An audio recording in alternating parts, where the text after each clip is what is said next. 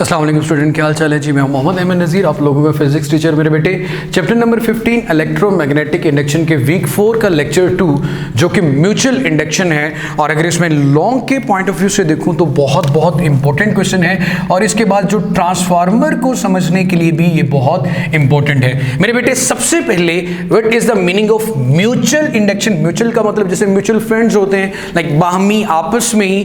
तो मेरे बेटे इंडक्शन तो आप सबको पता है कि इंडक्शन का लफ्ज जब भी आ जाए आपके ज़हन में ये लाइन हमेशा कहता हूं आनी चाहिए, change in magnetic field. EMF induce करती है, करंट इंड्यूस करती है। तो मेरे बेटे यहां पे what is the meaning of mutual induction, जरा ध्यान से सुनिएगा। ये फिनोमेना क्या है? The change in primary coil या the change in current in primary coil, the phenomenon in which changing current in primary coil भी लिख सकते हैं और आसान कर लेते हैं।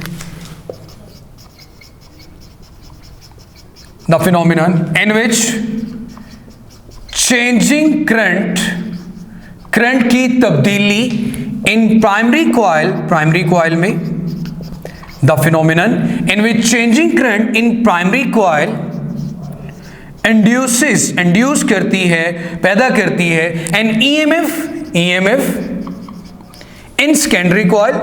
सेकेंडरी का मतलब दूसरी, प्राइमरी का मतलब पहली। सेकेंडरी नियर बाय कॉइल भी कह सकते हैं। सेकेंडरी उसके पास पड़ी हुई कॉइल जो कि इलेक्ट्रिकली आपस में कनेक्टेड नहीं है, near by coil called mutual induction.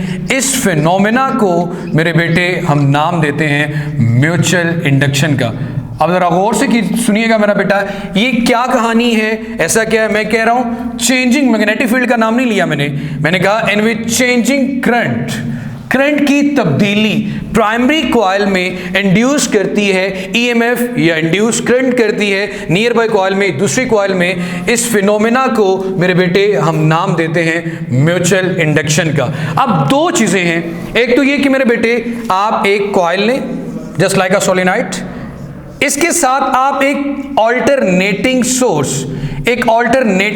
Current source लगा दें, वोल्टेज सोर्स लगा दें। क्यों मेरे बेटे?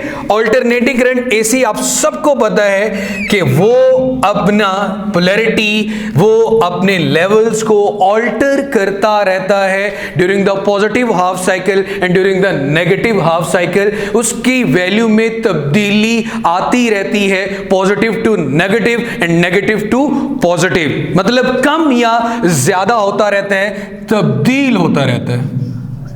एक तो ये फिनोमेना है। या फिर अगर आपकी बुक के अकॉर्डिंग मैं मेरा बेटा बात करूं तो आपकी बुक के अकॉर्डिंग यहां पे अगर आप इसी कॉइल में इसको एक बैटरी के साथ अटैच करने के बाद यहां पे एक वेरिएबल रेजिस्टर लगा दें। वेरिएबल रेजिस्टर का मतलब देखो, बैटरी आपको डीसी देती है, लेकिन अगर आप वेरिएबल रेजिस्टर लगा देते हो, रेजिस्टेंस के कम या ज्यादा होने से अगेन करंट कम या ज्यादा होगा। अब उससे होगा क्या मेरा बेटा? इसके करीब मैं एक और कॉइल रख देता हूं और उसके अंदर मैं एक गैल्वेनोमीटर लगा रहा हूं, लेकिन उसको किसी किस्म का कोई बैटरी विद वेरिएबल रेजिस्टर या फिर ऑल्टरनेटिंग करंट प्रोवाइड नहीं कर रहा। होता क्या मेरे बेटे कि जब इसमें करंट की वैल्यू तब्दील होती है, इसकी सराउंडिंग में चेंज आता है मैग्नेटिक फील्ड में। जब मैग्नेटिक फील्ड में चेंज आता है तो इसके अंदर भी जो मैग्नेटिक फील्ड लाइंस एंटर्ड हो रही थी वो भी कम या ज्यादा होंगी। अगेन इसमें भी मैग्नेटिक फील्ड में चेंज आएगा। मैग्नेटिक फील्ड को बी से रिप्रेजेंट करते हैं, इसमें भी मैग्नेटिक फील्ड तब्दील हो रहा है। तो मैग्नेटिक फील्ड में तब्दीली की वजह से यहां पे क्या इंड्यूस हो जाती है मेरा बेटा? ईएमएफ। और गैल्वेनोमीटर की निडल डिफ्लेक्ट हो जाती है। जो galvanometer is an instrument which is used for the detection of current मौजूद है या नहीं है, उसके लिए हम जिस डिवाइस का इस्तेमाल करते हैं, आपने प्रीवियस चैप्टर में जरूर पढ़ा होगा मेरा बेटा, उसको हम गैल्वेनोमीटर का नाम देते हैं। अब मेरे बच्चे अगेन हमारे पास ये पहली कॉइल थी जिसे हम प्राइमरी कॉइल कहते हैं। ये मेरा बेटा आपके पास दूसरी कॉइल है जिसको हम सेकेंडरी कॉइल कहते हैं। प्राइमरी कॉइल में करंट की तब्दीली की वजह से ईएमएफ पैदा हो रही है, इंड्यूस हो रही है। किस कॉइल में मेरा बेटा? सेकेंडरी कॉइल में।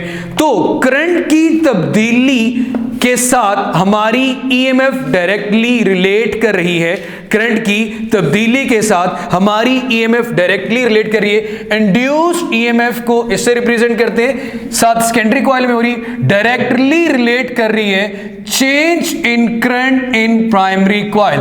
अगर कोई आपसे ये कहे कि आप यहां पे एसी की बजाय डायरेक्ट डीसी लगा दें तो करंट चेंज नहीं होगा, करंट चेंज नहीं होगा तो मैग्नेटिक फील्ड चेंज नहीं होगा, मैग्नेटिक फील्ड चेंज नहीं होगा तो इंडक्शन ऑफ करंट या इंड्यूस्ड ईएमएफ भी नहीं होगी। हां, अगर आपकी बुक में बैटरी लगी हुई है तो साथ वेरिएबल रेजिस्टर लगा हुआ है, ऐसी रेजिस्टेंस जो कम या ज्यादा होती रहती है, जिसको कम या ज्यादा कर सकते हैं बाय मूविंग द टर्मिनल। जब रुकावट या resistance opposition to the flow of charge change की जाएगी तो करंट भी तब्दील होगा।